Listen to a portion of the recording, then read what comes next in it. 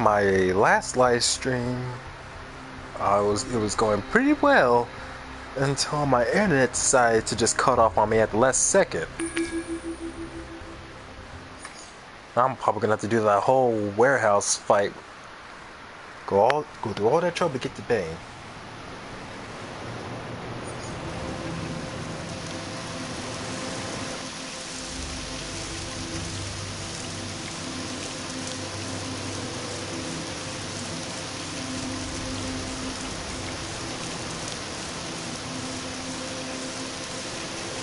So I'm kind of reading up on some of the characters from that anime, from that clip showed me. clip. Stupid rhymes. I gotta say, some of these characters, just from reading about them, they seem pretty cool. They don't seem too bad.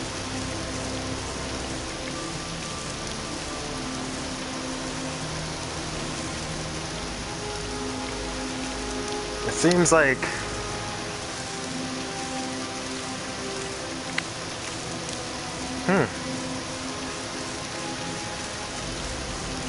Oh, I'm gonna have to take care of all that later. But, anyways, what was I about to say? Anyways, by the sounds of this anime, it seems like, as far as its plot and everything, it sounds like it doesn't really have anything too complex about it. Like, it's just mainly about a girl who just happens to be very much into weightlifting.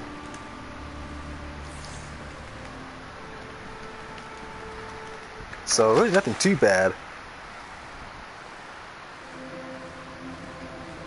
Oh, thank you. Thank you for clearing that poison out of my lighthouse. But there's still Falcones in the area.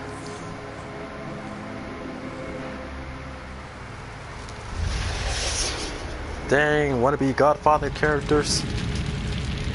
Well, that sounded very cringy. But anyways.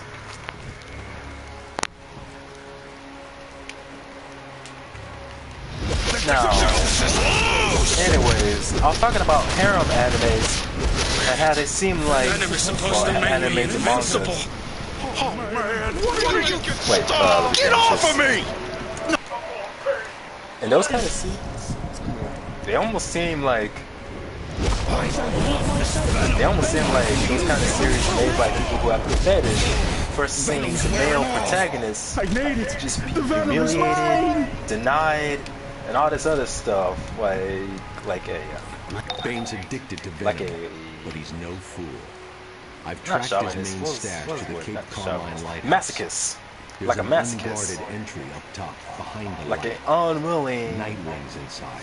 masochist. But no one should try to the point where they don't even know they themselves are a masochist.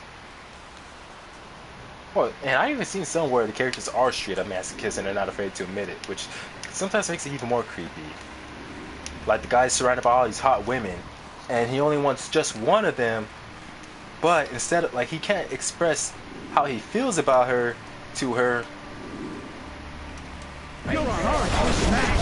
We can keep your stuff. Dude, so many opportunities were, and it's like, this girl's not complicated or anything. Just tell her how you feel, because sometimes that girl shows hints that she herself has interest, but the protagonist himself just acts stupid and just acts all nervous, like, oh no, I wasn't gonna say that I like you or anything. I was just one of you just want to hang out because whatever stupid reason.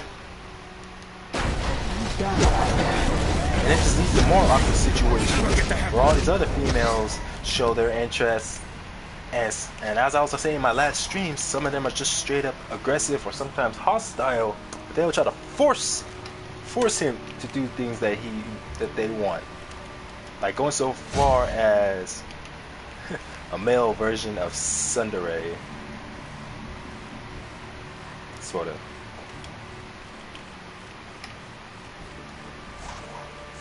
I don't know about tsundere, but mostly I'm sticking to that whole masochist sort of thing, where the character, when it comes to anything like that, they just act all I don't know, they just act so spineless, like they got no backbone, like they're too scared to say or do anything. And it's like, part of, like, all you have to do is just learn to be assertive, but not aggressive or abusive. Like, just let her know how you feel, and just let anyone know that you're not interested and tell them to back off. If they don't, handle it. And like I said, that's why animes and mangas like that, no matter how good the characters may seem, a lot of their stories, like just seeing it happen so often just irritates me. I remember there was one manga where there was kind of like a harem anime, or I don't know if it was a harem anime or not. But anyways, pretty often the character would get forced into situations where, even though it's not his fault, the other females around him would keep trying to call him a pervert or saying he's all these bad things. But he would admit it. Like, he would admit how, like, one female looks hotter than another female. One girl has a nicer looking ass than another girl. Like, he's not afraid to say that stuff or admit it.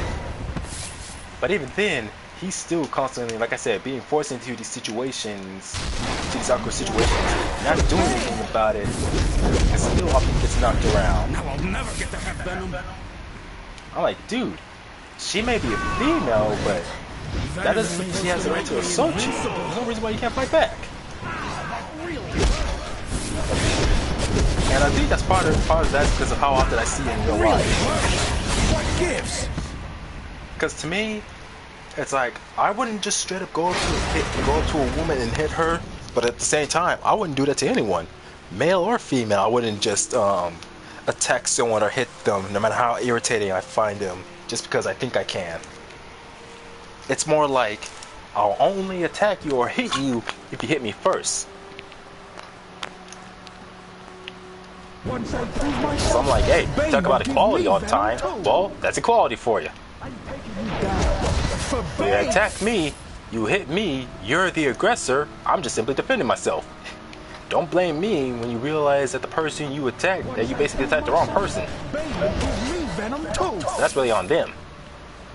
But you see that too often in those fictional series, and it just happens to be mainly in mangas and animes, where the male protagonist is just surrounded by all these women and just lets them have their ways most of the time, or it's just too weak to do anything about it. Just around the corner. And I remember Bucky the Grappler. That series itself is like the exact opposite. Hey, so Batman where sent all you the men in that series. Let's show these guys we don't need their stinking venom to beat them down. The only one of the main characters from Bucky the Grappler who's straight up abusive is Yujiro Hanma. Of course, Yujiro Hanma, he's not like that just towards women. He goes around beating up and beating the crap out of everyone. Stone and sacrifice. Of course, at the same time, one thing I noticed is that he doesn't really do that to women that often. The only woman I remember he ever actually hit, and even went as far as to kill, was Bucky's mother. That's like the only woman he ever did that to. Here I come again! But it's like the guys in that series, they don't take shit from anyone. Not even, let's see, definitely not even Bucky, despite Bucky being the main protagonist and usually trying to be a nice guy. Like, oh no, you start shit with him, you'd be lucky enough you'll be able to still walk by the time he's done. Leave some of the bad guys for me, will you?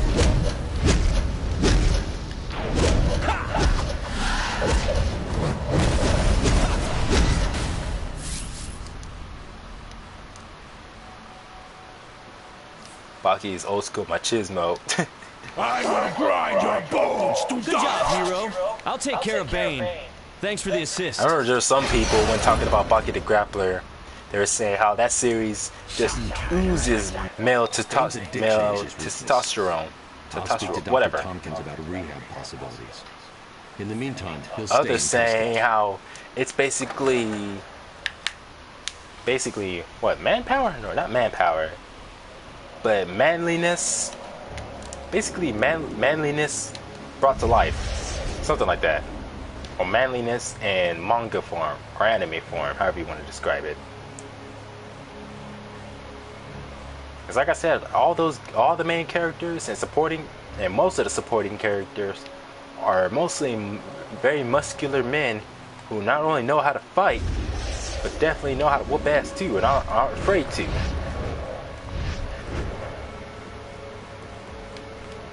Heck, for some of them, a simple punch to the face for some of them is considered a simple howdy do.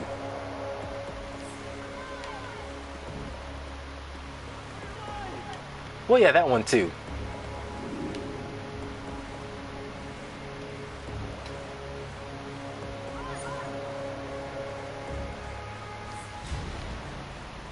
Three, two, one, fight.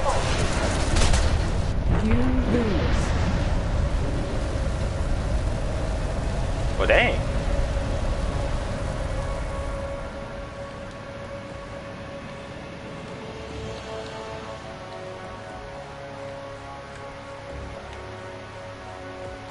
Oh, he has the House of L shoulder pads and chest guard. Wait.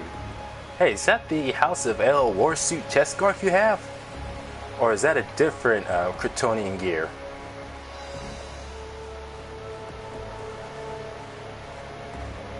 Dang, look at this guy's what do they call it? Oh yeah, combat rating 206.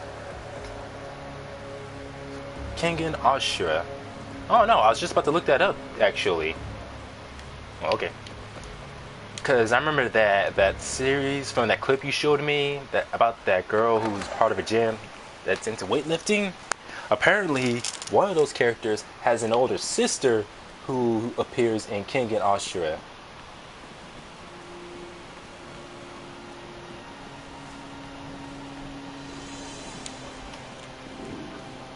But yeah, series like Baki the Grappler and Garadin, I really like those.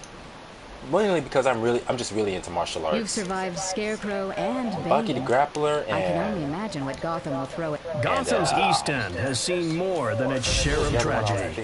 To those who work tirelessly, hi, I'm Booster Gold, and this is the Booster Gold Exploration Adventure Series. In this adventure, we return to Gotham's notorious East End to discover its rich history and hopefully avoid being mugged.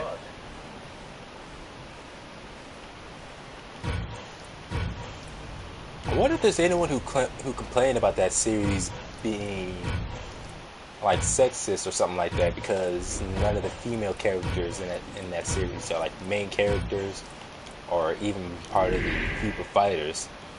I wouldn't be surprised if someone out there tried to start something on the internet by saying, oh, it's sexist because none of the women get to fight or our main characters or really get to do anything important. Even though I'm like, there's plenty of women in Baki the Grappler who still play an important role. Like, well, Baki's mother, Emmy, for one thing, before she was killed by Yujiro. Anything in particular you're interested in purchasing today? Yeah, I'm kind of curious how many NPCs talking over each other. I wonder how many I can get that to happen. People are counting on us to keep the streets safe.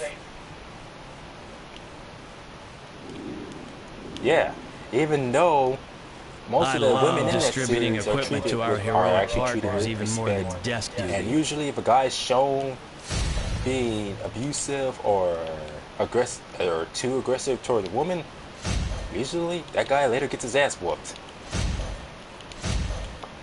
And you don't have recurring characters like Baki's girlfriend, whose name I cannot remember. Yeah, Kozue. And then there's Dopo's distributing wife. equipment to our heroic partners. Actually, I remember I used to find Kozue. Kozue. Well, I still find Kozue annoying, especially when I was watching the anime adaptation. How so many times she tried to convince, Baki to stop fighting because she thinks it's all nothing but senseless violence, even though Baki clearly explained why he does it and his motivations for it. I love distributing equipment to our tries so hard heroic to be against partners it. even I'm more like, than desk if you duty. can't stand it, then just go find someone else then. But then again, that just shows how much those two love each other. Where she's still willing to let Baki do his thing, knowing she can't stop him. Well, obviously she can't stop him with force, but she can't stop him with words. And then there's Dopo's wife, whose name I cannot remember.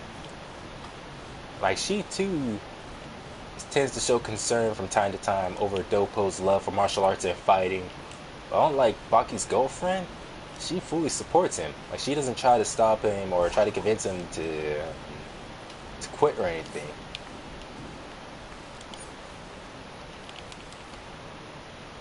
And like I said, anytime a guy is usually shown being aggressive or hostile towards a woman, I call upon. eventually that same guy gets his ass whooped. Joker's clowns are turning the old amusement mile theme park into a riot zone. Gotham PD is overwhelmed. I'll track down the Joker. You take care of his clowns. Batman out. Dude, do you remember? I can't remember which chapter, because I remember there's also the anime or the anime sequel where lots of true love in the story. Yeah, definitely.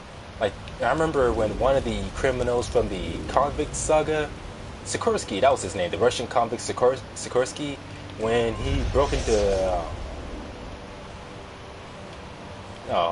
whose house was it? It was the house that Kozoue's mother owned, that Kozoue and her mother owned. So I remember the building Baki lives in, it's part of the property that Kozoue's mother owns.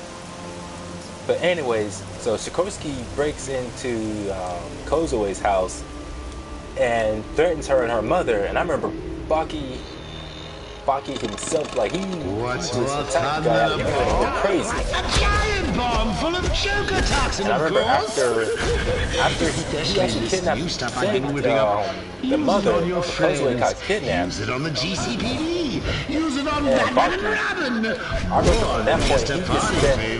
In fact, it's a blast. Okay, shut up, Joker. I remember Baki spent like so many pages just hunting the guy down like a What's this? Has an uninvited guest stumbled into my toxin testing Oh my goodness, shut the fuck up on So talk. sorry I can't be there to welcome you in person. Enjoy the party. Damn, everyone's still talkative in this game. But anyways, I just remember Baki was just hunting that guy down like anyone would, chasing someone to the very ends of the earth.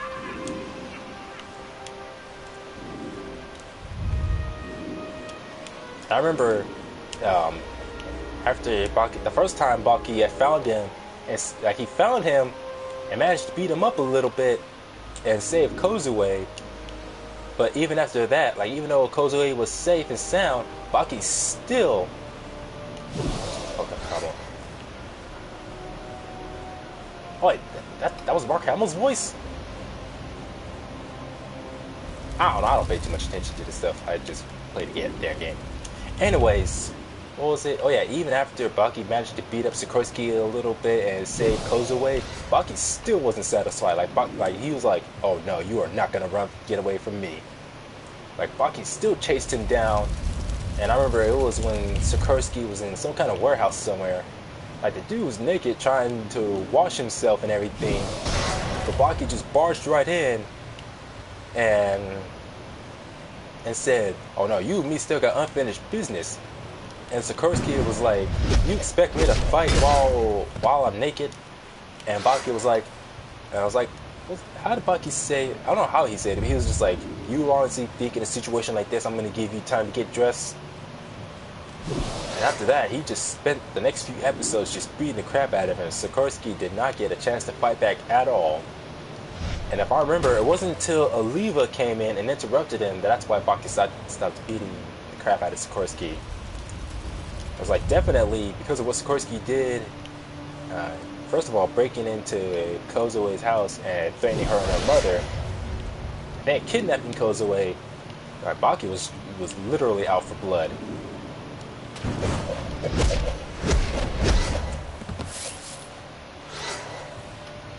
And I gotta say, you definitely know you found the right person, where someone else comes and hurts you, even if they don't do too much to you, that your significant other will go through all that trouble just to get revenge. And to think, if I remember, Baki's still like, if I remember, he's still like 17. He's not even 18 yet. So still a kid in high school.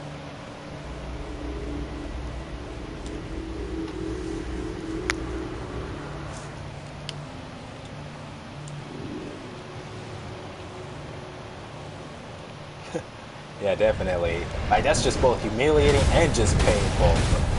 I think it was only once Baki literally just kicks Sikorsky in the nuts, but the amount of pressure, not the amount of pressure, but the amount of force he used, oh man, it was just, I remember I felt it almost a little bit just looking at that page. Like, Sikorsky just looked like he just wanted to cry.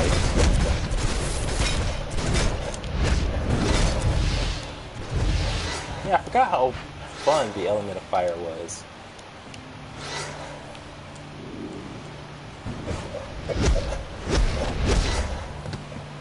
Now, what else was I saying? But yeah, that's what I like about series like Baki the Grappler. It's the exact opposite of all those other series that I've seen, those harem ones that are just basically S&M or masochist fetishes for the people who are into that stuff. Not really trying to project, but I'm like saying, like someone who's into someone who's a masochist or into S&M, they would definitely like to watch those kind of series. That's for sure. Cause I'm like, man, learn to have a fucking backbone. Stop being such a coward. Because for me, as I said, it would be so different if me, not just me, but some friends that I know, if we were main characters in those kind of series, like we would not allow any of that kind of shit to happen. Also because that's just how I am in real life. I'm not abusive, but I know when to be assertive when I need to be. Oh man, you can only, and I remember all the times I talked about the kinds of powers my fictional character or my fictional version would have. Like, yeah, you already know what I'm talking about. That whole fusing with the deity like chaos. And what powers I had? Oh yeah, physical attributes on the same level or almost on the same level like Superman, and the ability to control dark matter. Like hell, it wouldn't even be nothing like no damn harem anime or manga. Like, anyone who tried to cause trouble, if it was like that version of me, I probably would end up killing them just out of anger, lack of control.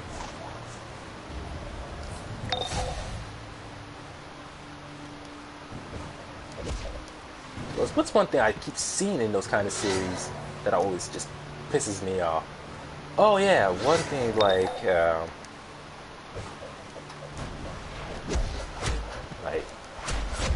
let's see. Oh yeah, when the main character and the girl he's actually attracted to finally get some time alone, and it looks like they're about to get down and dirty and have a good night together, only for someone to come along and interrupt it. And the main character, he doesn't really do anything. Like, he doesn't stop them or kick them out or tell them to get out of his house or whatever.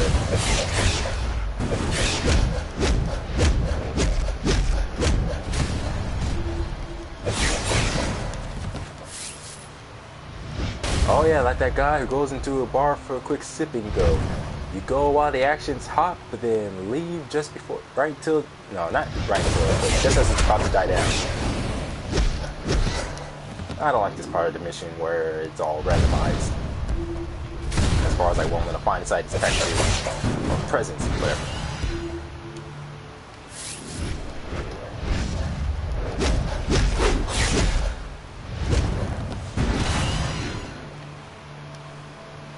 Now, if it was my character here, Najax, who is a new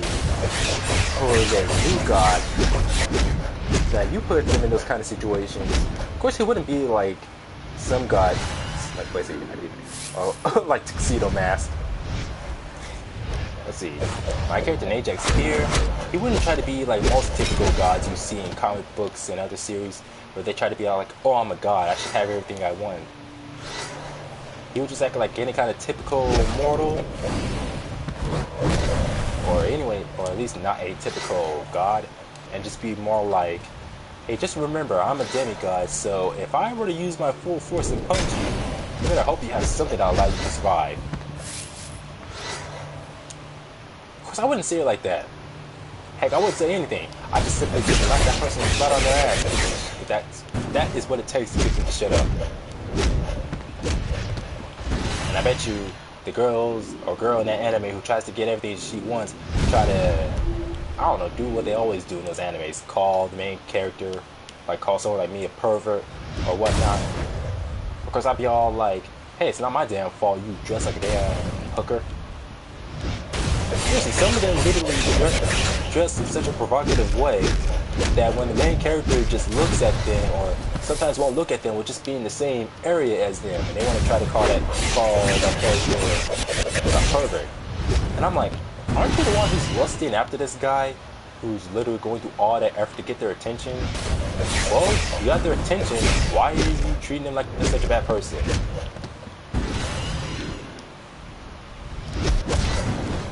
It's like, it's just stuff like that is all the reason why I just can't get into those kind of series. And it never feels like it's a feminist thing, but more like just the author just has some kind of weird fetish for that stuff. It's like, if I was there, but we know,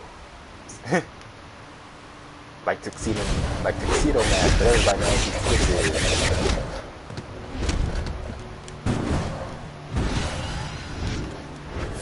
Like, it makes me wonder if the author or the people who write that stuff, if they themselves like just have some kind of, like, if it's really a fetish that they have, or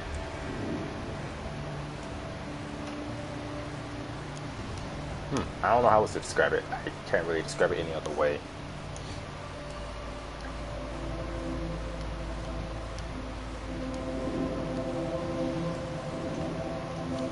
But that's what I like about shows like Baki the Grappler, where most of the characters, well, even the female characters, at least the supporting, the recurring female characters, they know when to be assertive, when they need to be. They don't take shit from other people.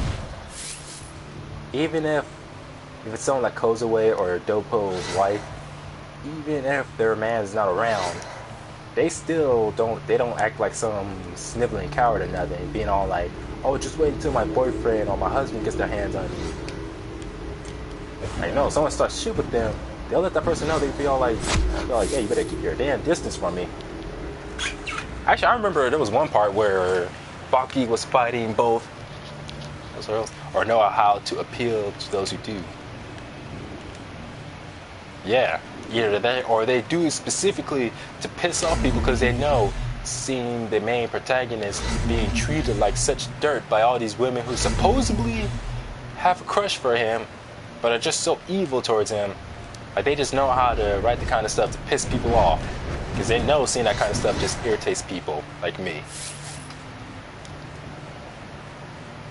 And I remember there was a comic book writer for Spider-Man who, I think, what was it, for the past 5 or 10 years before a new writer for Spider-Man came along. It changed things for better. But anyways, there was a previous one where literally everything he did, every time Spider-Man did something that goes against his character, like something he either would never do based off of his like sort of code of honor, or anything that goes against his character, you know he wouldn't do. But this writer in particular kept having him do all these terrible things, or some things that are not necessarily terrible, but definitely messed up, just because his philosophy was an enraged audience is an engaged audience. I'm like, no, that's stupid. Don't keep doing that. I stopped doing all this stuff, making Spider-Man into such an opposite of what he usually is all about, just because you think that's what fans want. Like, to me, that's not logic. That's not good logic. That's just bad writing. Plain and simple. And you over here trying to justify it like it's a good thing.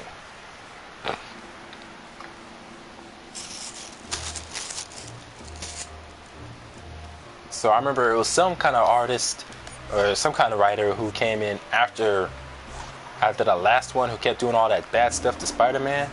Some new writer comes along and actually, basically, he's kind of doing what would be called, shut up, Flip, kind of doing what's it called? Damage control, basically. Trying to fix the previous writer's mess that he made by re-establishing Spider-Man as the character we all know and love and getting things back to how they should be.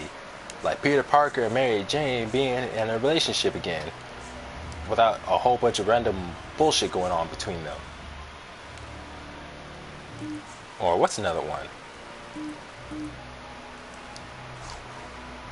Oh yeah, Spider-Man basically not being such a jackass to everyone like he was for the past few years.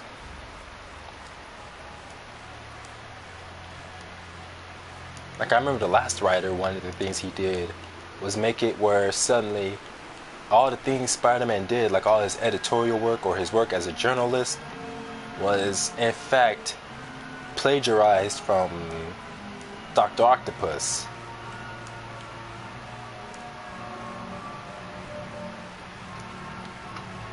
And I'm just like, yeah, that's definitely very bad writing.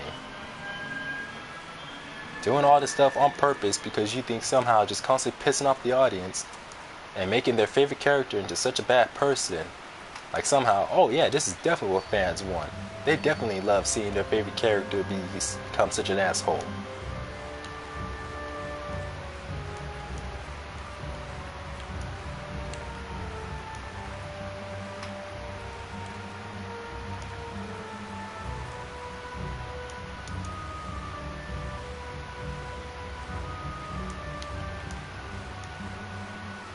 Damn. Biomech helmet just looks so weird. How did my skin become so red?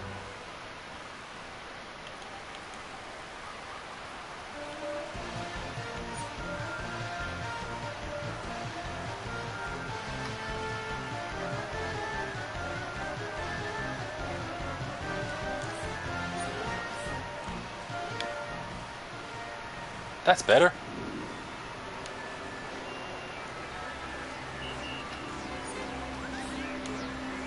I know, right? But I don't think the color's working out very well.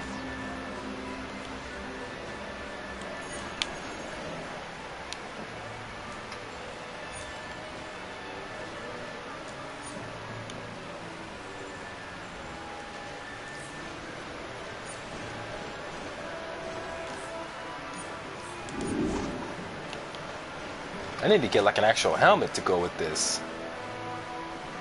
Not that.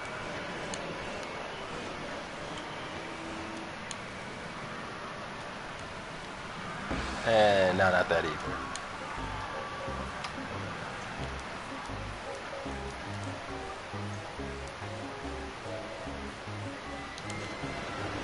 I'll just go with this for now.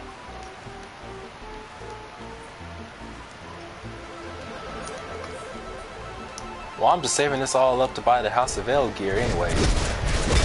We'll save it up on my source marks anyway.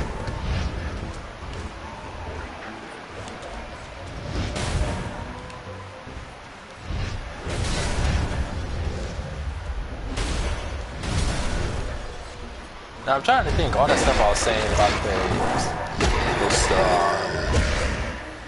those manga anime series. Yeah, those harem series where the main protagonist basically keeps getting forced in these situations and rarely gets what he wants. Super rarely find good matches. Hey, sometimes it takes me a while to. Like there are some times when I'm playing this where it feels like I'm spending more time just wasting time on the outfits and the costumes and the colors rather than just playing. Of course, then again, it's not my fault they gave you so many choices.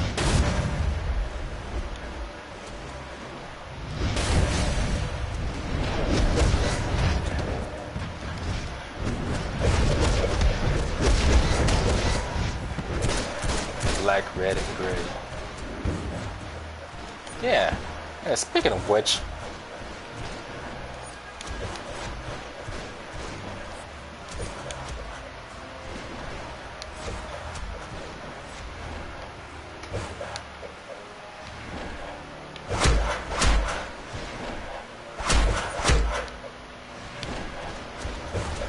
let's see.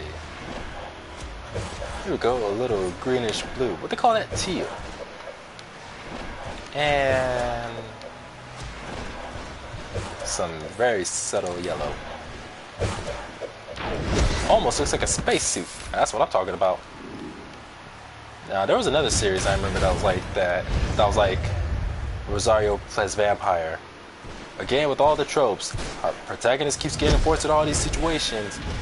When he's so close to having his way with the girl he wants, somehow he keeps getting interrupted. Or actually, I think the reason why this particular reason pisses me off is because of how often I hear about it in real life, and that's why seeing it in fiction also irritates me. Where the girl,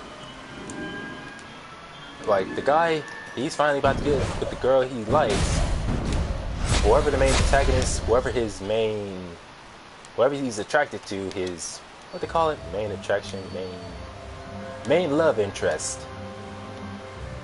And it's like, she seems like she's going along with it.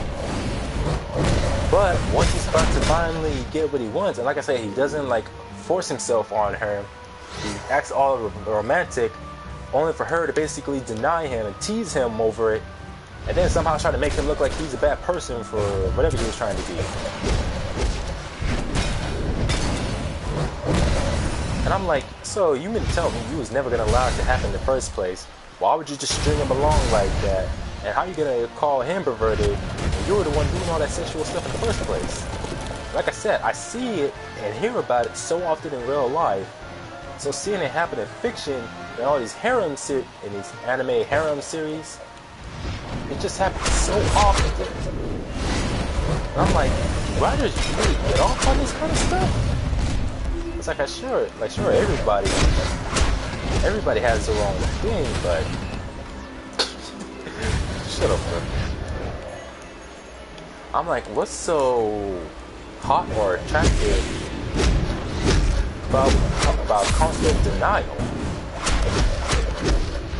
And you know what? For me, it's not just with women. It's like any kind of relationship. Because I see some guys who are like that too. Where they'll basically play with this person's emotions. And I see it in all kinds of relationships of any kind. Bisexual, heterosexual,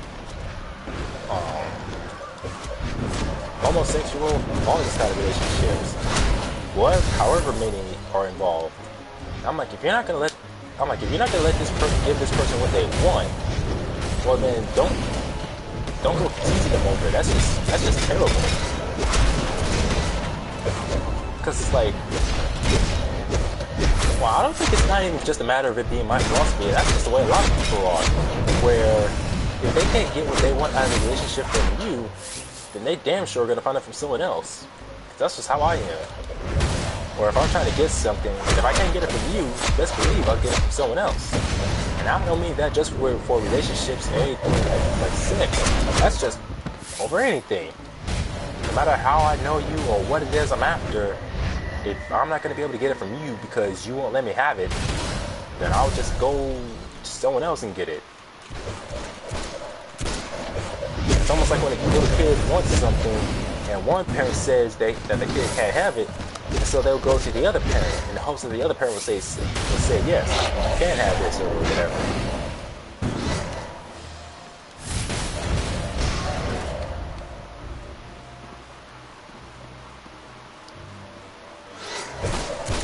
Actually, I just see that so often in so many different types of series and different types of situations where that person wants something so badly, and the thing they want isn't anything bad. Like sometimes they're doing it for the right reason. Like maybe they just want to be reunited with someone they care about, or maybe it's some kind of thing they possess or want to possess that they have every right to own in whatever way. Or for someone to constantly come along and take it from them and be all like, nope, you can't have this.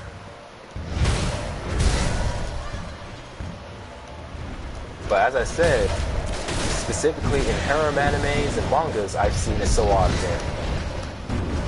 Like I said, if that series in particular, whichever it is, like Rosario plays vampire or High School DxD, that's the other one I was thinking of. Where it's like if they try to portray relationships like that more realistically, then you best believe the main protagonist, if he had the guts to at least, would just straight up leave that bitch and just go find someone else.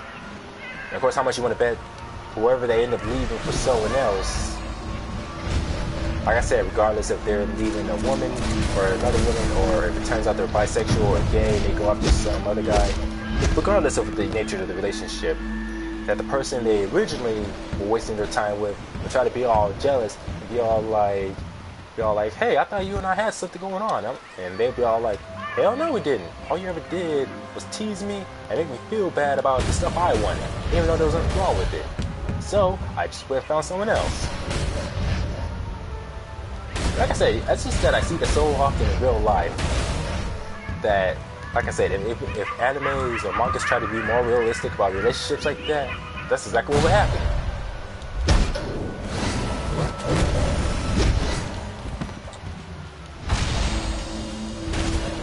Actually, I think I've seen it happen to a couple of my friends too, where he was in a relationship with some girl while in Job Corps, and he just got so tired of putting up with her and her nonsense, and he just dumped her.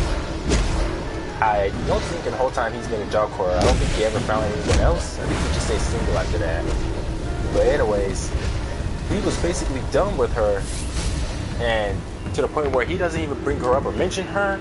But I remember every time when I saw her, I guess she figured since I was friends with him, and I think I was kind of friends with her, I got along with her pretty well. We would joke sometimes, but I never really thought of us as friends.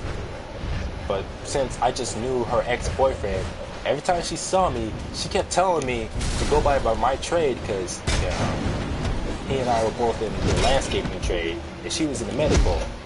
So anytime I walked by the building where she was working at and taking classes in, she kept telling me to go back to my trade when I get the chance and talk to him. And I keep telling her, I'm not going to do that for you. I'm not your messenger. And she would be like, no, go talk to him. Or go, whatever she wanted me to do.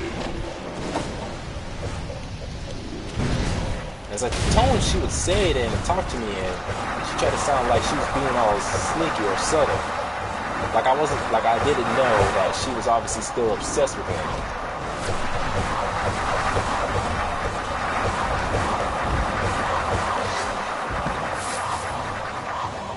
Dang, fucking human twist top. Or human twister. Spin top, that's what they call it. I'm still wondering how the hell Harley Quinn managed to get the drop on Robin of all people. Like, I'd imagine most likely what happened was that she just got him when he had his back turned. Like, someone asked, be all like, how the hell did Harley Quinn of all people manage to catch you? And he'd be all like, oh, you see, what happened was... I just started off like that, but not be able to fully explain it in any way that makes sense. I remember one of my friends, we used to make this joke where you could tell someone's guilty, where the way they start their sentence is by, well, you see, what happened was...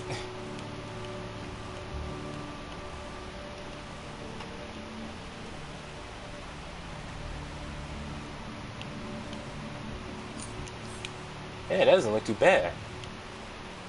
Actually, this outfit kind of looks like something some of the new gods, at least from New Genesis, would wear. Oh, excuse me.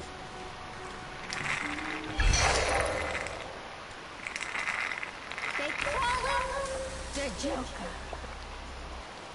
Oh my goodness. Harley Quinn, you and the Joker need to learn to brush your guys' teeth.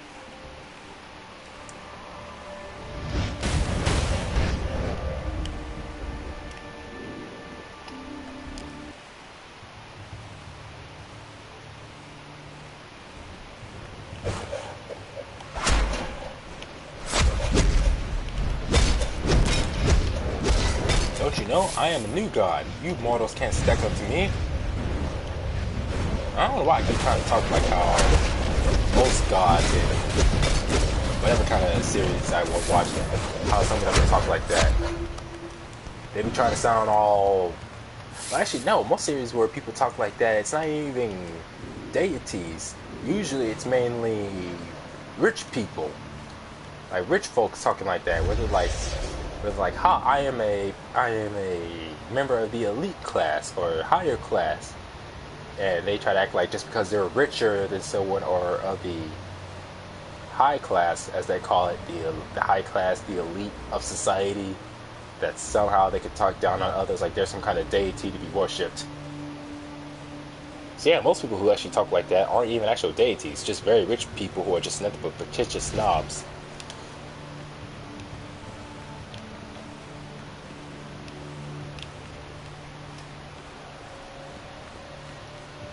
Not a lot of heroes who hang out in Gotham, mainly Metropolis, where it's almost the exact opposite for villains. The majority of villains you see hanging out in Gotham, rather than Metropolis. And I do mean for all the players in this game, not like for DC Comics in general.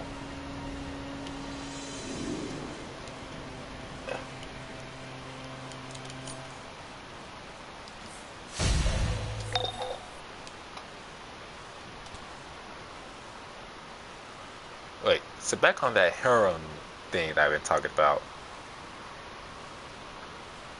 I'm trying to think. I think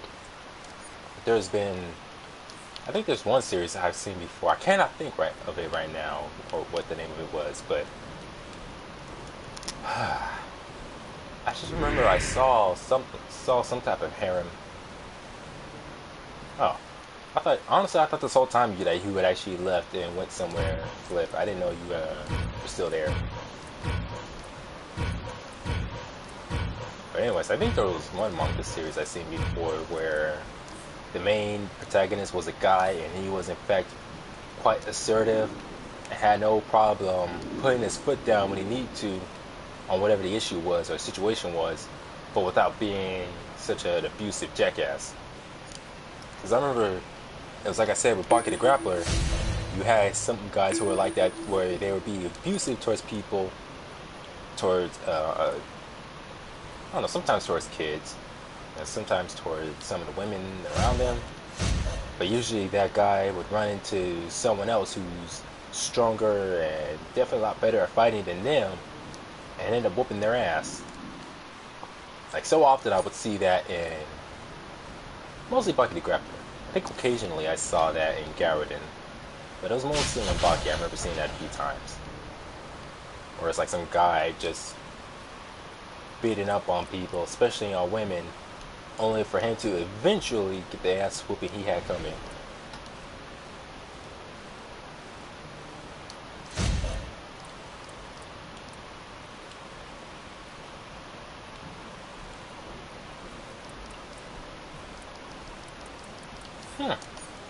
Where's that gas protection? Oh, excuse me. I need to find that gas protection helmet. Wait, where's my phone so I can check the time? And speaking of martial arts series like Baki the Grappler, what was that one Flip mentioned? King and Ashura.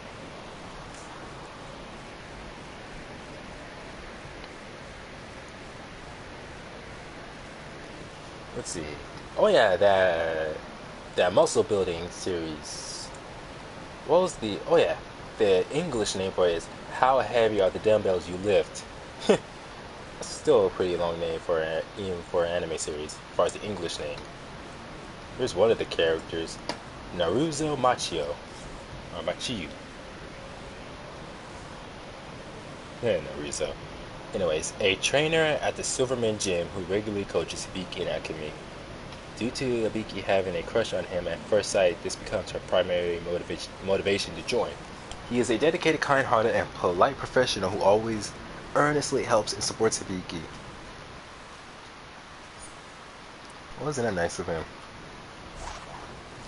Hey, wasn't I supposed to sell some of the stuff that I have?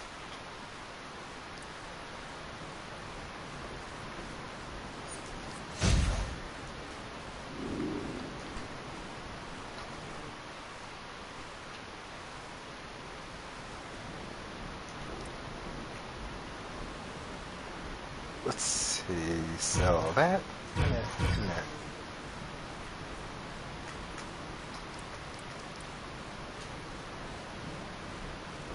Now I might as well just get rid of it because I keep forgetting there's those tickets you could buy to teleport you back to wherever it is you need to get to.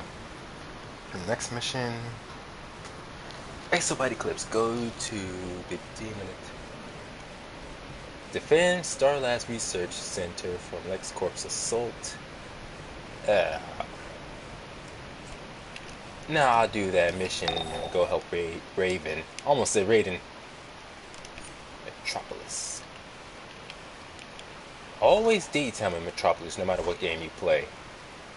Just like how no matter what game you play in Gotham, it's always nighttime. Like as if somehow there's like this weird magical spell that's been cast where it's always daytime in Metropolis and nighttime in Gotham. And very rarely is that magic spell lifted, so it's actually night in Metropolis and day in Gotham. Even in cartoons, it always feels that way. Now, what was I reading? Oh yeah, Naruto Machio. Although belying his charming demeanor and handsome profile, Machio is deceptively muscular. Oh yeah, that was that guy that was in that clip that Flip sent me. While Machio looks no different than a regular man with his clothes on, he has such a large and well-defined physique that once he flexes his muscles, he reveals a muscle mass so large he literally rips his clothes, which contrasts with his baby face. Oh, that's what they call a baby face. So weird.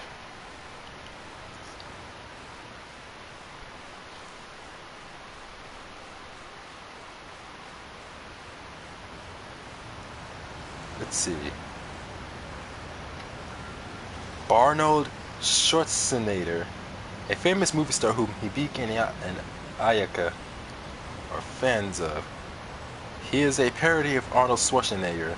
With a name like that, he has to be.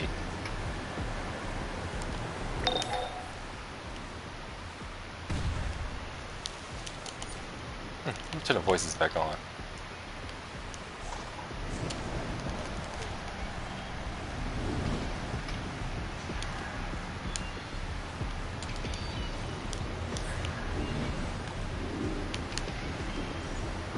You know, I keep forgetting. I remember when I first started playing this game, talking about my character being a new god. I need to look it up and if there's any characters in DC Comics who are superheroes of any sort. Because the only one I can think of is like Orion. But there was one video I looked up that was talking about the new gods of DC. And the guy said how when Jack Kirby wrote the Fourth World Comics series, it wasn't really meant to be a superhero comic. More of a space odyssey type comic. Where you have like maybe some elements of heroism and heroism and villainism, where it has elements of that, Blood Priest, but it's not really about this heroes and villains. once healing scroll has been infused with the power of lust by one of Trigon's sons. Man, who the heck does that voice? It's interesting but creepy at the same time. Which I'm pretty sure is what they're trying to go for. What being the whole... What is it? Blood Priest? Creepy. Wow, level 21 already. Huh, it didn't even take me that long. I remember there was this group that was trying to do an RP, which failed spectacularly. But I don't know, it wasn't really too bad when it first started. I think I didn't really get to be too involved in it. But anyways, Metropolis formed the science police as their own superpowered force. But even their magical officers can't deal with Trigon. Let's hope you can.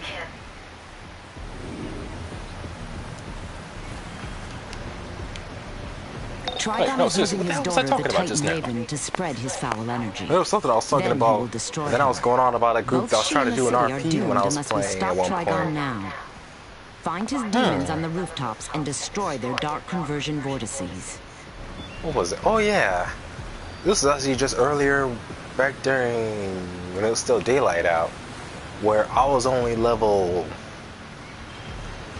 What was that? I think I wasn't even. I don't think I was even level 16. I was like level 5 or level 6, 5, 6, or 7. And everyone else is either level 20 or above, or majority of them were. And one of them told me how I would need to like grind throughout the month to get to their level, or at least get to level 20. And I told them I would only need about maybe a day, 1 to 3 days to get to level 30, because I spend a lot of time playing through all the main missions in this game. And he said he needed me to at least be level 20. I guess he thought maybe it would take me a month just to get that far. I'm like, I haven't been playing for that long, and already here I am at level 21. And that's, I've been playing for less than 24 hours. I don't know, probably because I always make sure to do all the side missions in addition to the main missions. I work for Madame Xanadu's magic shop in Metropolis. We try to keep demon horns in stock for white magic rituals, but they've been pretty hard to come by. Think you can grab me some? Oh, shut up. You sound like a generic white guy in a typical video game. Which maybe that's what they were trying to go for. I don't know. Anyways, collect soul revolt.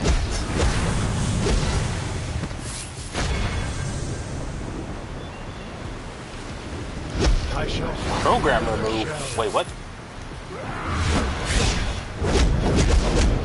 Man, quit trying to confuse me.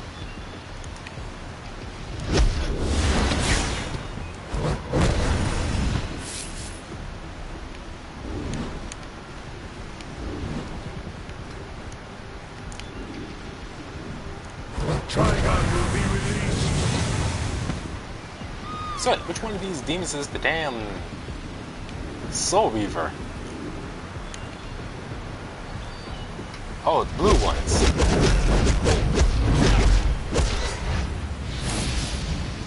Come here so I can rip your horn off your head.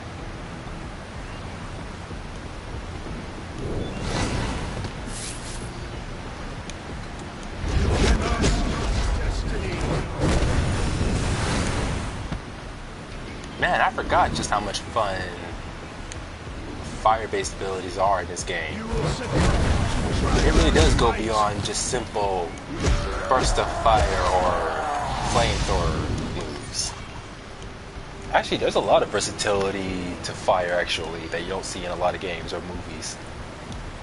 Most of the time, it just goes beyond people just simply throwing out fire projectiles Then or he will destroy her. flamethrowers.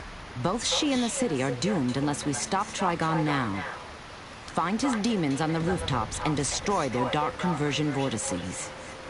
Of course, simple basic stuff like that can still look very fun, especially in movies, but a lot of movies, they don't really do it in a way that's fun. They're just boring and generic.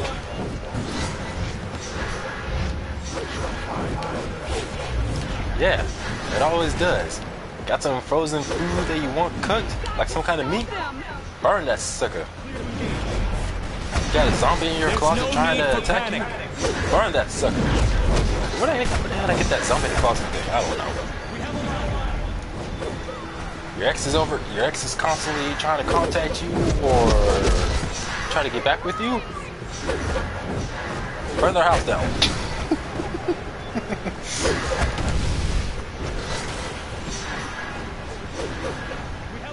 Well, I don't know. Isn't it usually the obsessive ex who's more likely to burn someone's house down? Man, I'd hate for that to happen to me. Where like I break up with a girl and that girl becomes the obsessive ex. You cannot stop destiny. Well, no, actually, I think I did have that happen to me. Just not to the point where they're like the kind who would go and kill someone because they're so obsessed.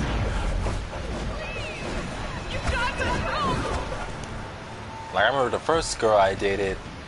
I just remember. Hey, come here, sucker, whoop your ass. Oh well, no, can't do nothing to them. But anyways, I just remember there was this girl I dated, but she broke up with me. This was back in middle school, so I didn't really know what the hell I was doing. But anyways, she broke up with me, but like the way she broke up with me is like she didn't even say it herself. She wrote it on a piece of paper during lunchtime that she wanted to break up with me. Chronicle. This gem. And I was all like, damn, that's cold. The very air around it, as though it were made of solid acid. You cannot stop destiny. Oh, why is everyone declining my invitations? Don't nobody want to be my teammate? Well, sure, I tend to lag behind sometimes because I'm so busy doing a whole bunch of other stuff, but I'm still a pretty good teammate. I make sure to get everyone's back if I can. I just gotta do better at that.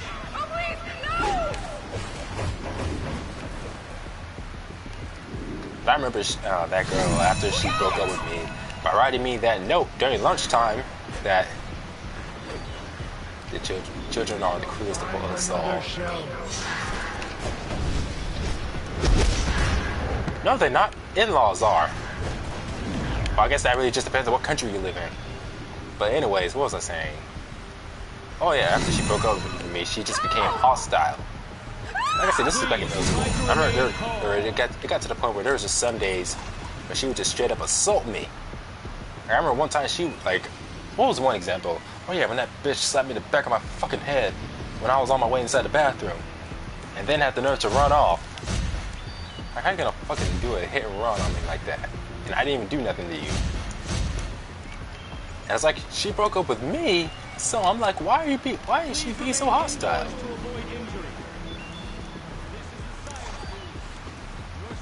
It's like, it was obviously one of those things of where just the ex being so obsessed. But to me, those kind of situations are even more weird when it's the one who broke off the relationship, the one who ended the relationship, being the one who's obsessed. Or if it's like, if you're more or less the one who's the victim of the whole thing, victim of. Man, you're right about that. Like, that's for sure. It just never made sense to me. There was just so many things wrong with her. And why is everyone declining my invitation? Either it's because I'm a new god and they don't like teaming up with an immortal, or maybe it's because they know I'm a Silver Lantern and they know what risky business me and the rest of the Silver Lanterns be getting in.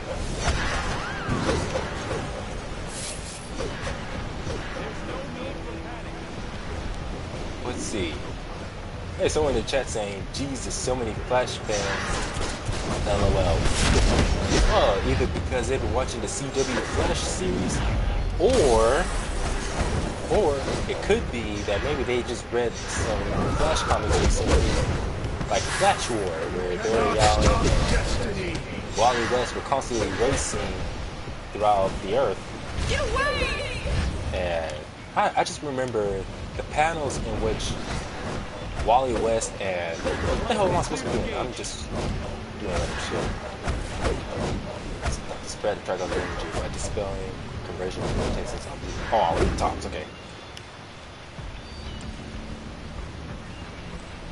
But anyways, the panels in which Wally and Barry were shown running, because they were running at their absolute fastest too. To the point where not even Superman, but like Superman himself said he couldn't catch them because they were going too fast. And we've all seen, or anyone who's read a Superman comic has seen the kind of speeds he reached. Well, Superman. But Wally and Barry were moving so fast, not only could he not catch them, but he was yelling, telling them that they had to stop running. And they were just so far ahead of him that they didn't even notice him. He wasn't even an afterthought. Like, they didn't see him or notice him or nothing. Let's see if this person would like to join.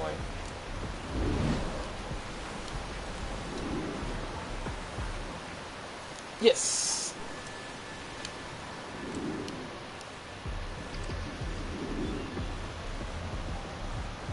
But anyways, as far as with the Flash War comic, the panels in which Barry and Wally are just seen running, the blue lightning coming from Wally, the yellow from Barry, it just looked so awesome. It was just so good to see.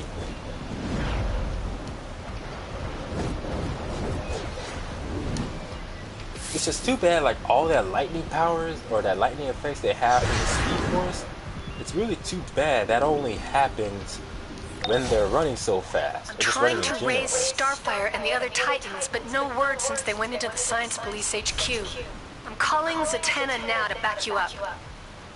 But I remember as they were running, how it got to the point where their bodies were almost looking like they were about to become pure energy, to his dark will inside the Science Police headquarters. From how fast they were running. We must free her.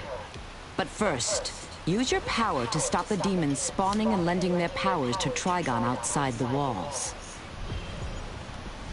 So I remember, eventually, for a while, a couple of times they were running side by side, but eventually Wally got ahead of Barry, and Barry himself said how Barry shouted out, "Wally, please, I can't keep up with you," or something like that. But Wally just wasn't having none of it. He just kept speeding off regardless. And I gotta say, that's gotta be like one of the best moments for both Flashes, Wally West and Barry Allen. We have a live one! And what's cool to think about it is that you have someone like Jay Garrick and Black Adam who are on the top 10 fastest list. But when at one point they were fighting each other, Jay Garrick and Black Adam, which if anything, Black Adam being able to hold his own against the absolute powerhouse like Black Adam and trade punches with him is pretty cool. Because I remember at first they were at one point showing racing, and Black Adam was actually holding the lead against Jay Garrick. But Jay Garrick only managed to get the lead back by using some kind of weird speed force ability that was instilling momentum or absorbing kinetic energy. I think they call it speed steal. Raven fought her father's evil all her life. To have him possess her now must be a living nightmare. A real one. If I remember, it was only because of that weird technique that Jay Garrick used. That's why he was able to pass Black Adam while they were racing. But then they were later shown fighting each other, and they were moving so fast while they were fighting that everything else around them was looking like still images. Like nothing was moving at all. No person, no rubble, nothing.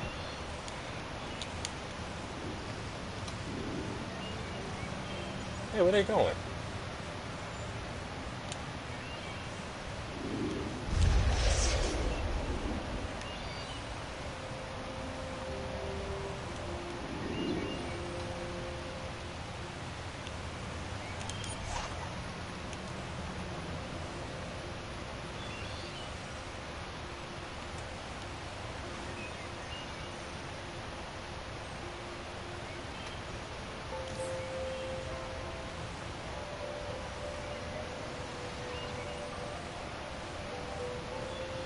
That's weird. Just flying all over the place. If I get fast on. That's what she said.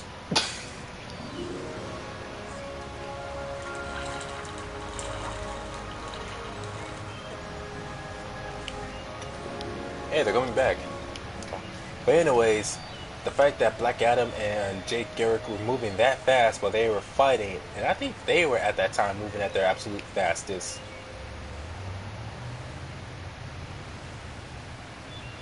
And I think that was the reason why everything just seemed like it came to a standstill. Because I remember with Black Adam, it was said on some sources that on Earth, he can easily break the sound barrier and move over a Mach 500.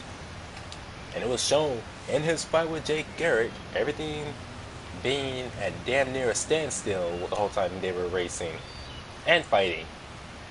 And that not on Earth, in outer space, Black Adam can move faster than the speed of light. That's how fast Black Adam is. But then you realize, sure, that may be extremely fast, but it's still not top 10 fast. Seeing as how those who are on the top 10 list can actually still move much faster than that. Even Wallace ROS, or Wally West from the New 52, is capable of moving much faster than that. Even though he doesn't have as much experience with the Speed Force as Barry and Wally do. It's like can a guy catch a break? I still think it was kind of stupid how when, even though DC made that official canon top 10 fastest list, so many people try to argue it saying, oh, this list is bullshit. Here's my top 10 fastest list. And I'm like, you can't have your own canon top 10 fastest list. What they call fan canon or what they call head canon. It's like, you just can't argue it. Because if the people who write this stuff say so themselves, that this is the accurate canon official list as they've said so for who's the fastest and who's faster than who on this list, then you just can't argue it. But you know, you're always going to have some fans who are just too stubborn about it, where they're like, I don't care if that's what the original people who made this stuff, I don't care if that's what they said. If I say it's like this, then it's 100% accurate. You know, that's totally not how it works. Raise those rates. The only problem I had with that list was just the explanations they gave for some of the characters. Because I remember the list, it goes... Enter freely and unafraid. Need a potion? I'm trying to remember because there's always someone I missed. Seeking to divine the ancient mysteries, come to Madame Xanadu's. Hey, that's how I approach it. Like, even if I don't like it being canon, that's how it is. Well, that's just how it is. Like the official canon list for the speedsters of DC Universe, it goes from number 10, the slowest, to number 1, the fastest. It goes Wallace R. West, or Black Wally as some people call him. But yeah, Wallace R. West, the current Kid Flash, Shazam, Godspeed, Wonder Woman, Cheetah, Black Racer, who is also, let's see, Black Racer aka the Grim Reaper, Superman, Eobard Thawne, the Reverse Flash, the Barry Allen Flash, and the Wally West Flash. You know what? It would be so much easier if Barry Allen and Wally West stopped going by the name Flash and have one of them go by a different name. Like, sure, when people think the Flash, they usually think Barry Allen, mostly. You know, let Barry Allen keep the name Flash and let Wally West use a different name. Kind of like when Bart Allen was going by Impulse.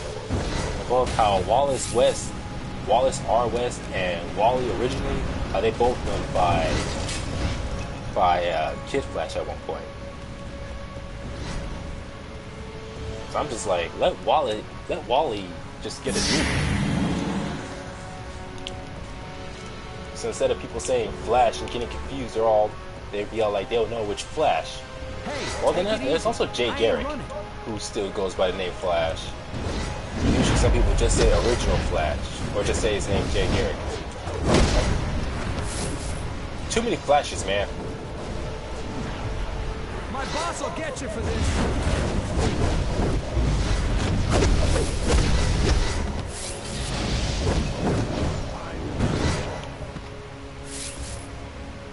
Now, as far as with the way they did that list, I was fine with it. Sure, I was a little disappointed. With Shazam being only at number 9. But then again, there's really nothing you can do about it. Because if I remember, the current Wally West we still have is the New 52 one.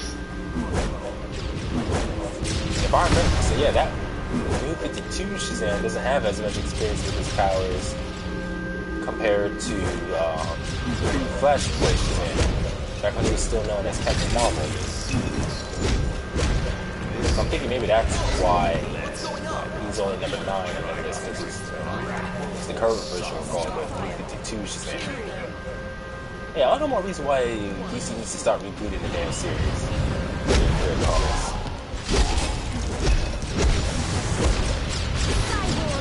Why are you and I fighting? But yeah, I was a little disappointed seeing Shazam so low on the list, but that's because he's one of my favorite characters. But then seeing Cheetah and Wonder Woman on that list kind of surprised me.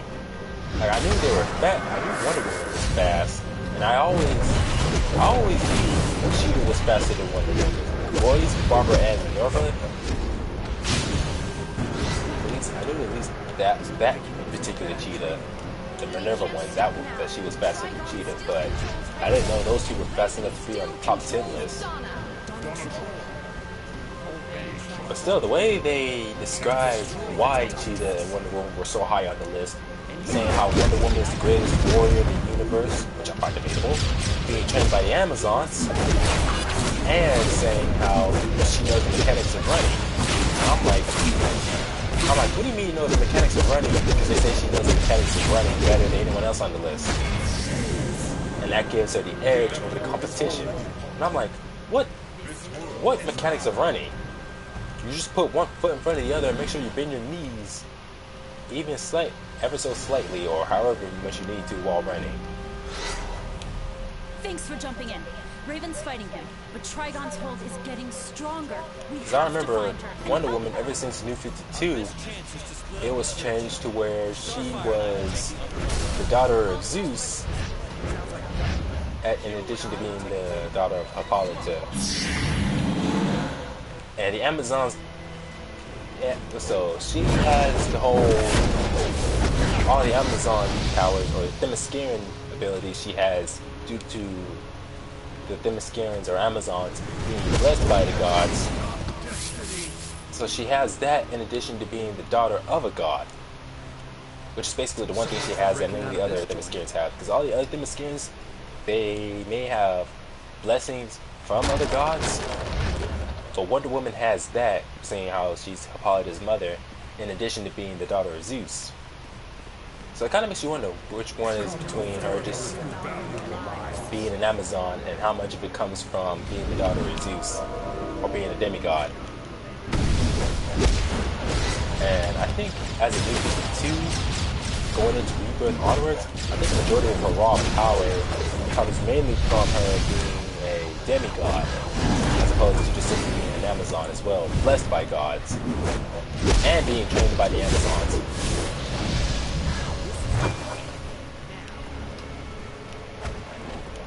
Yeah, probably most likely about half and half.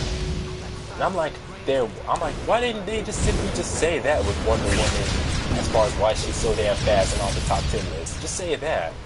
A combination of her training, in addition to, a combination of being an Amazon and the Amazons being blessed by gods, as well as it being the daughter of a god. And it's like, she's not just the daughter of any god, she's the daughter of Zeus, the most powerful of the Olympian gods, as you say, Greco-Roman gods. And it's said that she's faster than even Hermes. So yeah, being faster than Hermes, whose specialty is speed, and that's really no surprise. Seeing her on the top 10 list, I'm like, so why not just say that? Just say that because she's able to outrun Hermes, and because she's a demigod, and because she's an Amazonian, and because she was trained by the Amazonians, instead of she knows the mechanics of running better than anyone else. It's like, just the way they try to use that as an explanation just really kind of bugs me. I'm like, what do you mean the mechanics of running? And how does being trained by a group of warriors make you be on the top 10 list? Because like, you're almost trying to imply how if any other person, even a regular mortal, if some regular human female was trained by the Amazons, they could become faster just by knowing the mechanics of running better. Be on the top 10 list if that was the case. Now, what else is there? Holy shit, I'm actually shorter than a cyborg. I don't know how I feel about that. Because this is considered tall for the skinny characters. Glad you guys showed up. I'm holding her So body in many one place, factors, that's but why I Raven's only fighting debate. Trigon deep in her soul. I can feel it. What can we do?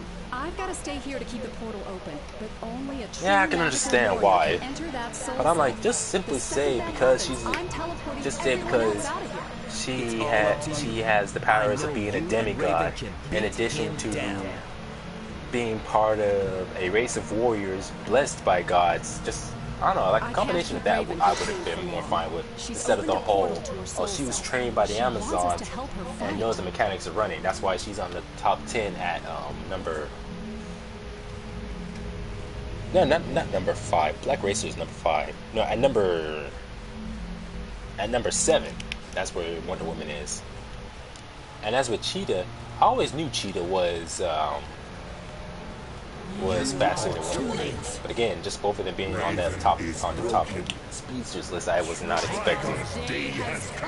And even the explanation they gave for Cheetah almost made even less sense by saying how she has an absolute focus and a no mercy mindset, which helps her stay focused on her goal, swift kill. And I'm like, that's not speed. That's determination.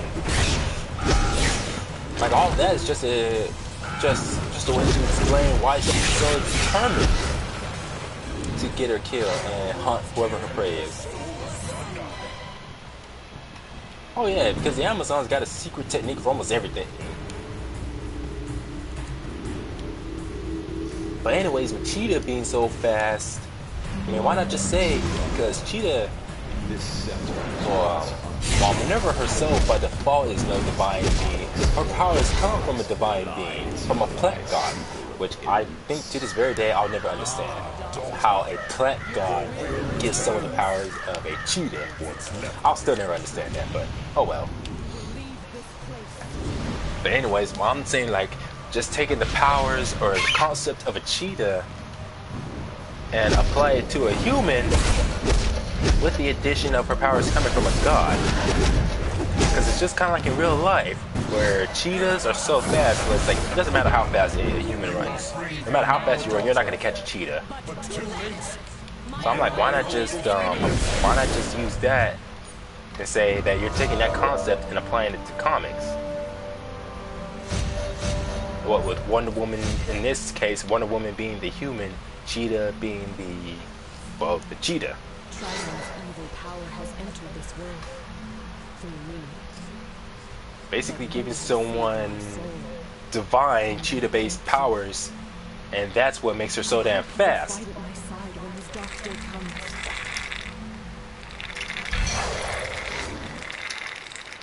comes. Like a raven, I am an... Because ever since Minerva got her cheetah powers, I've always seen her. Heck, I've seen her constantly just outmaneuvering Wonder Woman, outrunning her, outmaneuvering her, being almost Wonder Woman's equal, if not at times her superior. Maybe not in combat and fighting ability, but definitely in speed, agility, reflexes. And, well, not in strength. Like, Cheetah is strong, able to easily toss around someone like Bane when he's on full Venom, tossing him around like a rag doll. But she's definitely not Wonder Woman's level of strength. But in almost every other category, Cheetah almost beats Wonder Woman. Speed, and, well, I just said all the other stuff. It's mainly in durability and strength, where Wonder Woman's the superior. So I'm like, I don't know why they couldn't use something like that to explain why Cheetah's on the list.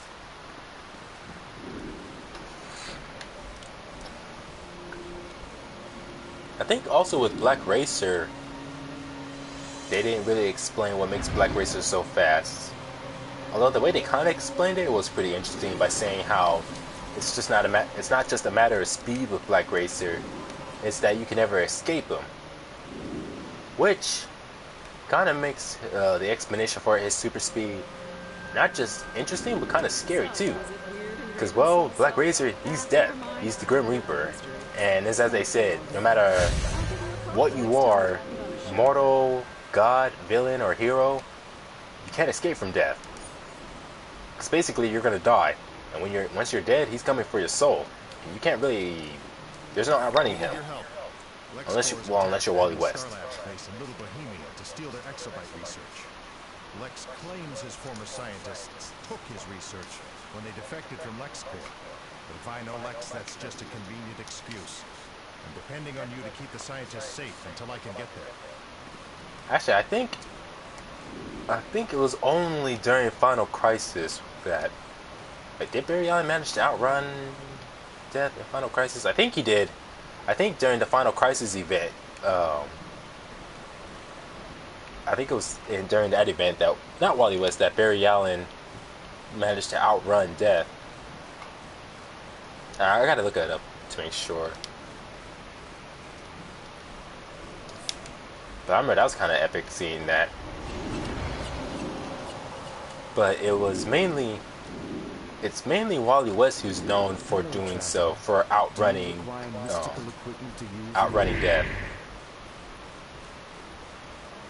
Where was he trying to go?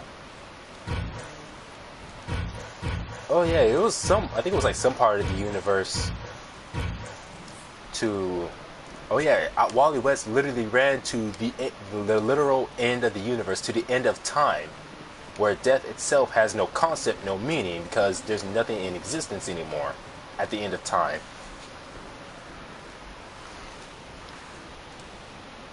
Like, that's what Wally West did. That's how Wally West managed to outrun death. He literally ran to the end of existence. Because it's like, you can't have death because, well, nothing exists. Therefore, if nothing exists, nothing can die. Therefore, death is pointless.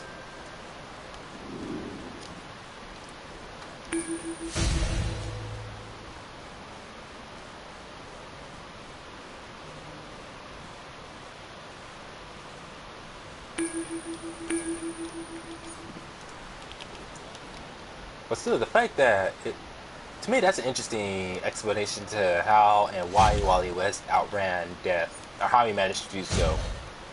Because I think if it wasn't for him running to the end of time, I think eventually death would have caught Wally. But still, the fact that he did that, like, that's something I think Barry Allen hasn't even done yet, actually. So I have to look up that Final Crisis event, see just in case if I'm wrong. But that's still something Wally West is mostly known for. Out of all the speedsters, out of all the members of the Flash team, or Flash family, Wally West is the one who's definitely known and brought up the most often for outrunning death. Because definitely, if you can do something like that, then there's no reason why you can't be on the top 10. Of course, there's some sources that say that it's possible with how fast Wally has ran before, that he may very well be even faster than that.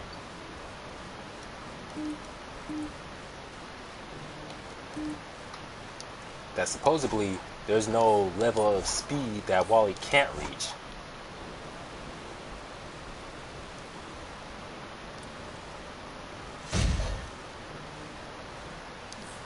I'm sure I have something here that can help you. Take a look.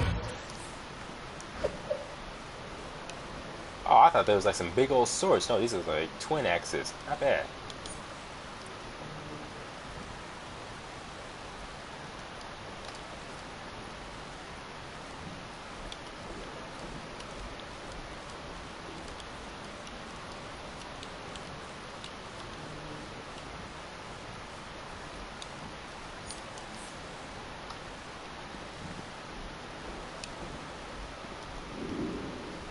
Hehe, a new god, and you never would have guessed by looking at me.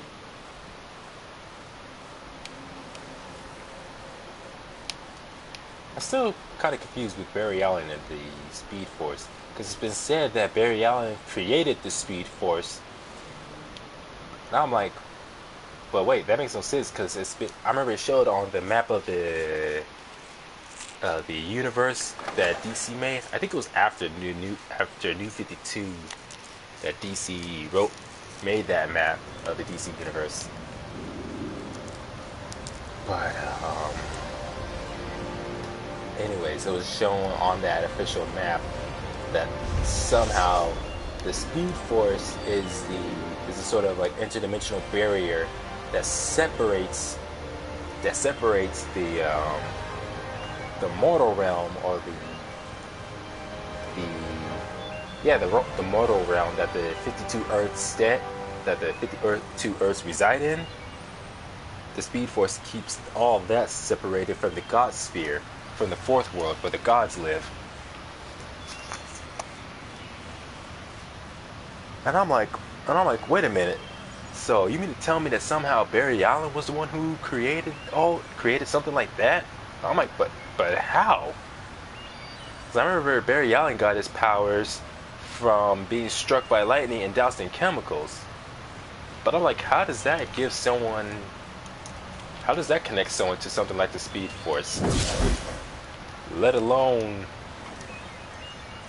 allow them to create it. Because I'm like, by the sounds of it, then it sounds like something that should have been existing for eons.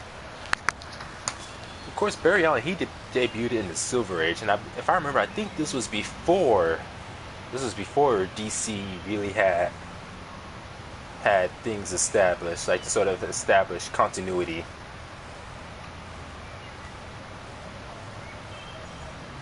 No, most sources and most people say he in fact created the Speed Force.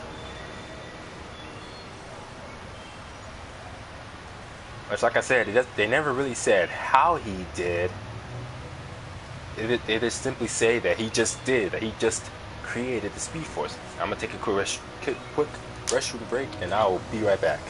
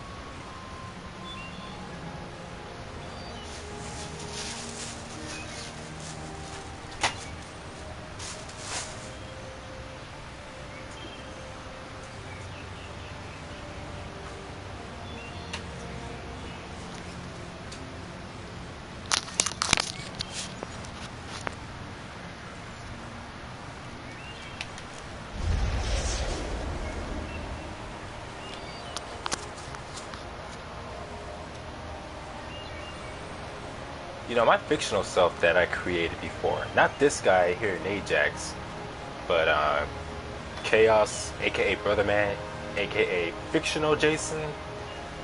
Every time when I think about the powers that I give him, it makes me kind of wonder if it's considered, I don't know, not necessarily going overboard, but I remember there's some people where they say it's considered generic for a fan when they create their own character and give them all this power, just to make them just one of the coolest around or something like that, as a way of inflating their own ego. Of course, for me, I never really considered that, because I don't know, because I just remember the way me and my friend Jacob, when he and I basically did the whole Odd Squad series, because that was like the name of his team, or my character was part of that team, but eventually he left due to differences and not between him and Jacob, or the fictional Jacob, who was also known as Sonar. It was mainly like differences between him and the other teammates, who figured since he was so powerful that, I don't know, like he was powerful but also lazy, because they felt like he wasn't really doing his part of the job, or doing his job as part of the team like he should be. It was something like that. It was mainly like the difference in opinions, and a combination of that and Chaos Man's very short temper that caused him to eventually leave the team. Damn, am I talking fast? Sounds like it. But anyways, I don't know, I don't think it's like that, because when he and I were making that series, we kind of established where everyone who has powers, anyone who has any kind of superpower, right, if it's a natural power or if it comes from another source, no, especially if it comes from another source, not a power they were born with. Avenging the century. Holy shit, I don't know what the hell that was just now. But anyways, we I think without realizing it, or, well, at first we didn't realize it, but eventually we did, and that's how we officially established this sort of thing, kind of like a rule, where if someone has some kind of power, then there's got to be, like, I don't know, either some kind of limit to it or some kind of weakness to it, at least for those who have powers. And I remember both me and him, well, I don't know how much of it he contributed, but I remember it was something I mostly did when establishing our world. What do they call it? World building? Something like that. I made sure, because I was adamant about it, I wanted there to be a clear difference between those who are born with their powers and those who are given their powers from another source somehow. That was something I always wanted to do, because I feel like there's a lot of people who do that in comics. Well, they don't do that in comics, where they have a lot of characters whose their powers they're either born with, or powers come from another source, either they got by accident or intentionally, but they don't really, as I said, establish a sort of difference between that. Where they're like, okay, this person has their powers, they come from this and that, or they're just simply born with it, and they just go from there. I wouldn't really say it's a problem. It just kind of bothers me how often people like DC and Marvel do a lot of that and get away with it so easily. Like, I wanted to be known, or make sure that, so that when people, if they ever saw what me and him were working on, there would, as I said, be this clear difference between being born with a certain power, or being born with powers, and those who got it from another source. Where if it's like, if you're born with your power, then being naturally born with it should give you an edge over those who get it from some other source. An edge sort of like, hey Flip, are you still there? See, give them an edge like, damn, what is the word I'm looking for? Like control. Being able to control their power. And not only be able to control their power, but like maybe like how versatile they can be with that power, or the sort of things they can do with it. Let's see, that's fourth world. It's also fourth world. Because my character Chaos Man, the way his power is, as I explained before so many times on this dang channel, is that his power comes from being bonded with an entity. That entity who he ended up naming Chaos. So even though he wasn't born with his power, the reason why he's able to control it so well and do so much with it is because he's bonded with another entity on such a cellular level, like literally physically bonded. Not like that kind of somehow she's able to just give her power to. Man, that helmet looks more and more ridiculous every time I look at it. But anyways, they're bonded with each other on such a close level that's why he's able to do so much with his powers. But it's only because of that.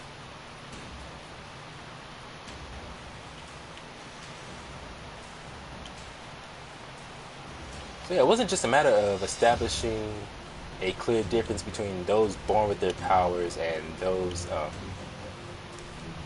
and it said Galactus. Wait a minute.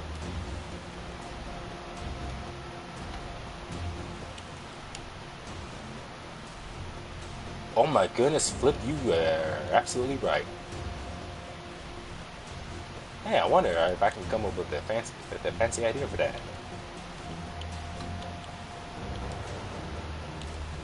Yeah, maybe in the future.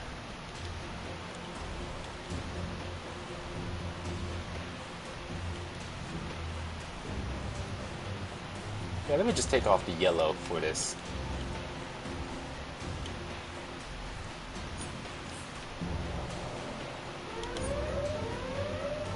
Whoops.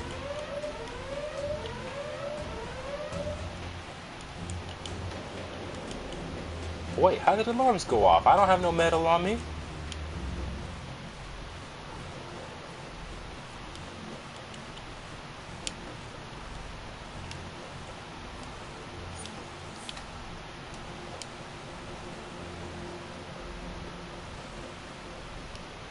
LexCorp forces are invading the facility.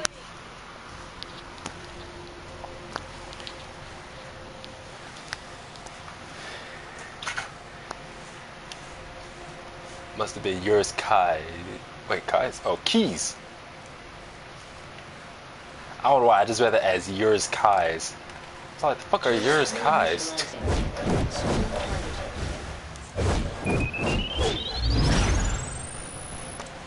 Man, you ever had an incident where you fall down, but the side you fall down is the side, the side of your pants that you're, or not the side of your pants. You fall on your pockets that your keys are in. And what else happened to that? I don't know. I just remember something like that happened to me once, where I remember I fell out of a chair onto a wooden floor, and it was the same side. The same pockets that my keys were in. And at first, I didn't feel nothing at first. But it wasn't until like later that the pain finally set in, and it was hurting for days.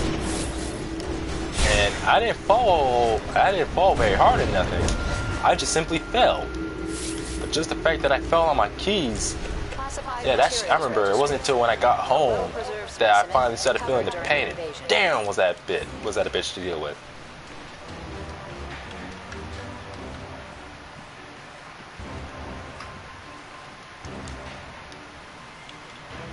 Star Labs forces can't withstand. But anyways, with the sort of world building me and my friend were doing, exobytes are crucial to our research.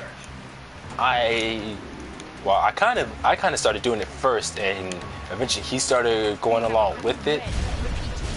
But we sort of made sure to establish these rules for our characters and for however we made the universe. It had to be done in a specific way, so that way as we continued along in the story, it would make things so much easier to understand. Like I wanted to make sure we both wanted to make sure there was a clear difference between, as I said, being born with your power and being given your power. And as far as being given power, somehow we wanted to make sure there was a clear difference in that as well, between those who got their powers intentionally and those who got their powers by accident. And not just those who got their powers intentionally or by accident, but like from where or by who. Like, actually, there was a lot of like these are like some details some people would consider small or insignificant, but for us, it made all the difference in how we had things established. But we mostly focused on the whole difference between being born, between naturally born power and essentially artificially given power, or not artificially given, but what's the word I'm looking for? Yeah, it doesn't matter. Oh man, my earphones are all... Wait, no they're not. There we go.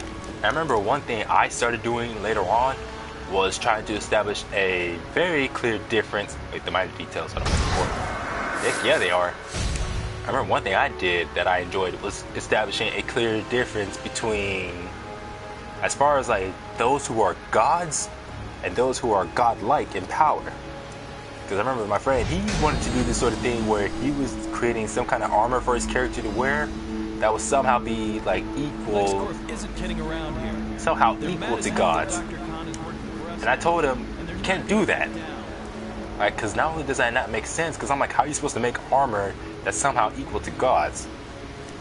It's like, I know he was a fan of some characters in comic books, but I feel like he had a very loose understanding on some of those things, especially when it came to anything involving the divine. Like, definitely between me and him, I had a much better standing on stuff like deities and whatnot, at least in comic books, or deities in fiction in general. And I think it was in response to that's why I wanted to make sure that for our characters, no matter how we made them, that everyone would know the difference between gods and mortal. Like, we can do that, but airtime use. Yeah, and that was me. He did it. He didn't have no airtight reason. And he just wanted to make it to where somehow he just did it. Or somehow he just made, like, seriously, armor made from man-made materials somehow being equal to gods. Like, there's nothing about the material he uses. Like, he never, I'm guessing maybe, I think maybe it was because he wanted his character Sonar to be equal or close to my character Ajax in power. So I remember when we were still playing the game and doing a little role playing, I remember his character brought up how surprised or amazed he was at the level of power my character had due to being bonded to another entity. And I wouldn't say it was like straight up jealousy, but more like, I guess he just didn't want to feel left out. Which really wasn't a problem because we never really did any stories that involved gods. Maybe something like going up against people whose powers may seem godlike, or at least godlike compared to...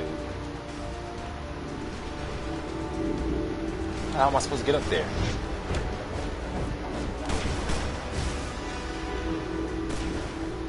Is there like a teleporter I'm supposed to use?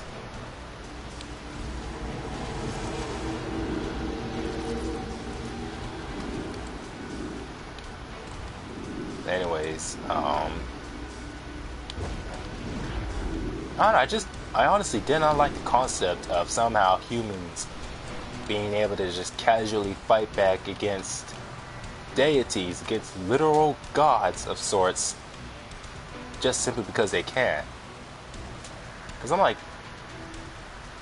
these are gods, entities, beings who are far beyond humans. Like, there's no way you should be able to just beat these guys with whatever man-made earthly stuff you have. Like, to me, I just didn't like that. I just only made it to where the only reason why my character can and hold his own is because he, like I said, he's... Oh, there's another ledge. I did not... I feel stupid. Only because my character himself is, in fact, bonded to a god. Sure, like I said, the god he's bonded to has been weakened by a curse placed on her by her father, what a jackass. But still, she's very powerful in her own right, so that's why, upon being bonded with her, why he can go up against other deities. And survive the kind of things no other mortal can survive.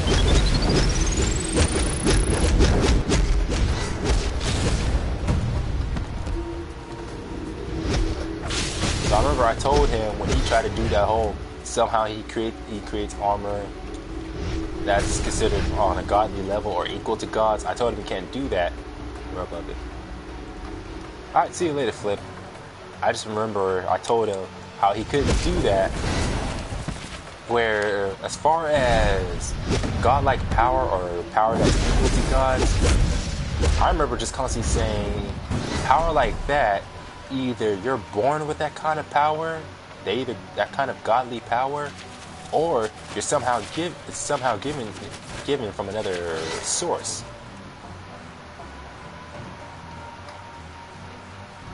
We never really had any characters in our series. Ooh, Metallo. I don't really like the way Metallo is designed in this game, honestly. Well, as far as like size and proportion wise, I like when his size and his proportions are more humanly, or whatever way it makes sense. But I just don't like, I don't know, I just don't like seeing him having proportions that exaggerated. Not to mention, the one thing I really don't like about his design is how instead of a regular hand, his right hand is whatever the heck that is. That wasn't some kind of gun? Some kind of energy blast in there?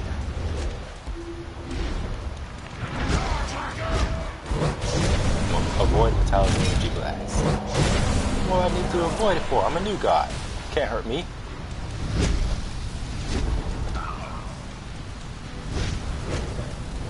Yeah, it's only because of the kryptonite Metallo has, and that's why he's able to go up against Superman.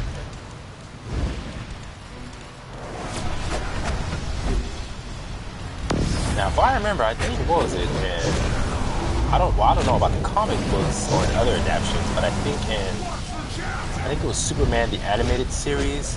I believe in that originally Metallo was human, but then turned into what he eventually became. Is located nearby. Now that Dr. Khan is out of reach, Lex is determined to take those exobytes for himself. Can't let that happen. Well, if I'm going to be teaming up with Superman, let me get my cape on. Not really much of a cape, but who cares? You showed up just in time. Metallo's heart is pure kryptonite. I can only fight him for so long. But I'm afraid this isn't over. With the data out of reach, Lex will attack the next best thing. STAR's core research lab. I'll meet you there to plan our defense. Oh gee, thanks for just flying off into whatever random direction Superman.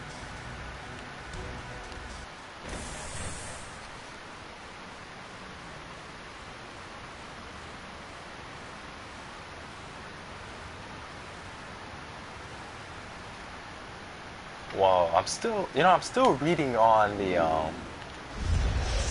that anime / manga series that Flip showed me in that clip. That's all about people just building muscle for whatever reason. I still think it's kind of funny.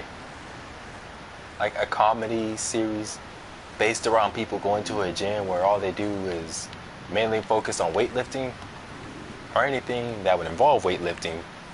But still, it's a pretty good series. But apparently it's also connected to this other series called Kengan Ashura, which I think it was that series that Flip was telling me about. That's like Baki the Grappler, except all the characters are much angrier. That's an interesting way to connect a series like that. One that has such a very serious and violent tone, another one that's more comedic and lighter in its tone. But anyways, I'm going to end the stream here actually. It's like 3 in the morning and I need to get to bed.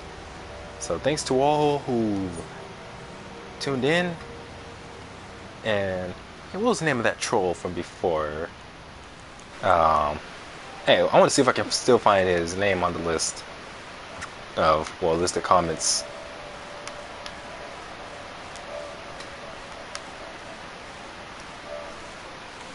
Let's see if I can find it. Let's see, audio sharing settings. Oh no, that's not it. How did I previously find it?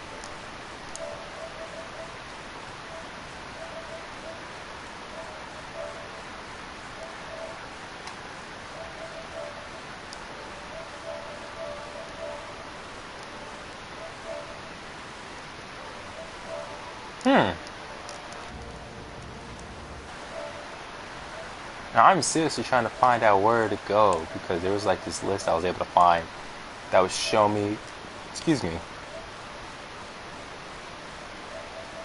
would show me the list of the different comments I've gotten.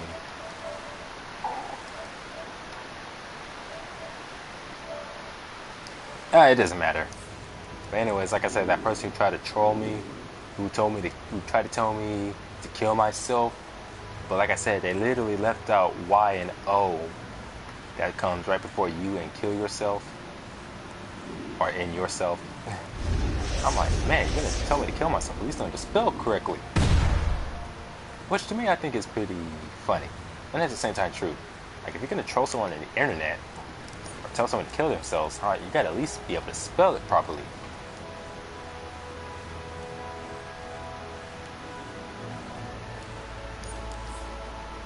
But enough about all that. Let's see. Change this.